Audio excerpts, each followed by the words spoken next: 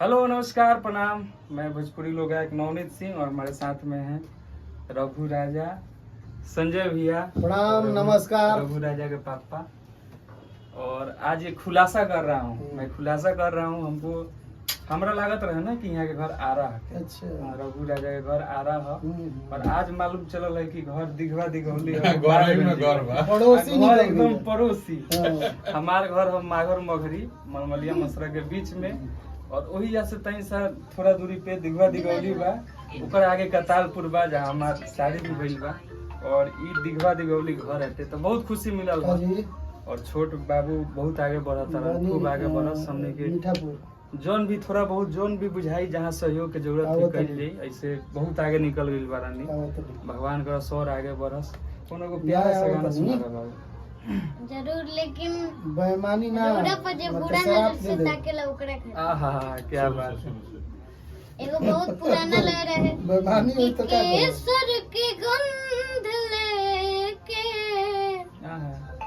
पुरवा चलल रहे,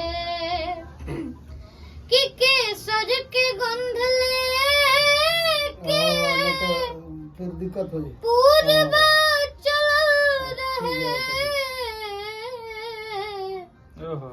कि देखनी कि तहर घरवा के खिड़की खुलल रहे। बाकी हमारे अंकल जी पर और रोड़ा पर जब बुरा नजर से ताके ओकरे खातिर कि तहर पुके हुता के तो तकलीफ हो खेला, तोहरा पुके हुता के तो तकलीफ हो खेला, कि तोहरा पुके हुता के तो तकलीफ हो खेला, तोहरा पुके हुता के तो तकलीफ हो खेला। बाकी चाहल जाओ में हरकत करे के तो ये हो सकता है। अरे तकलीफ हो खेला,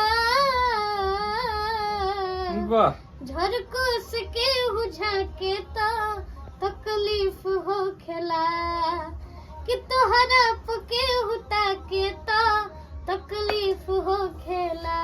वाह, बहुत बढ़िया एकदम बहुत प्यारा गावेलन रघु बाबू। आप सब देखले भी बानी यूट्यूब पे।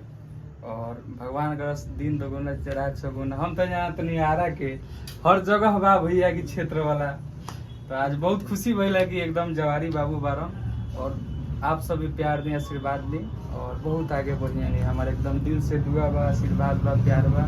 और यहाँ के पापा जी के भी एगो व्यवहार होला। कोई भी देखिए अगर गाड़ी चलाओ तनी ना रुकी 2 मिनट चलाइए, पंखा चलाइए सबसे फर्स्ट। कोनो भी अगर गाड़ी चलाओ तनी यार, और सारथी अगर बरियार बना तो कोनो दिक्कत ना है। तो अगर खुद पापा सारथी अगर बन गई बनी तो वजह का दिक्कत बा। तो बहुत आगे जीवन बाबू, और हमेशा जोन कल के सुपरस्टार, भविष्य के एकदम भविष्य के सुपरस्टार। पहली बार देखनी इनकर गाना सुनी, इनकर चेहरा ना देखनी, लेकिन हम जाननी कि कोनो बच्चा गावता तो ये सुनी। अच्छा, हम अंदरवा रहे माइक अंदर रहिया, माइक में आवाज आवता पानी की लड़का कौन गावता है, क्यों तुम पूछो कभी तो कोई खास बताना पड़ता। तो एक दूसरे बुजुर्ग इनकर देखनी तो हम जाननी कि कैसे हमने तो गायक स्वामी जी नरमुंडा स्वामी के घरे हम देखनी, इतना अच्छा लगा। तपस्या मैंने एकदम जोड़ी हिट रहा, वो दिन से शुरुआत हो गया।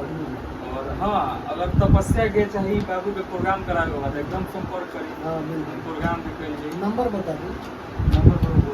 नंबर 9931790455। ये नंबर पे कॉल करिए। रघु बाबू के नंबर है, ठीक है।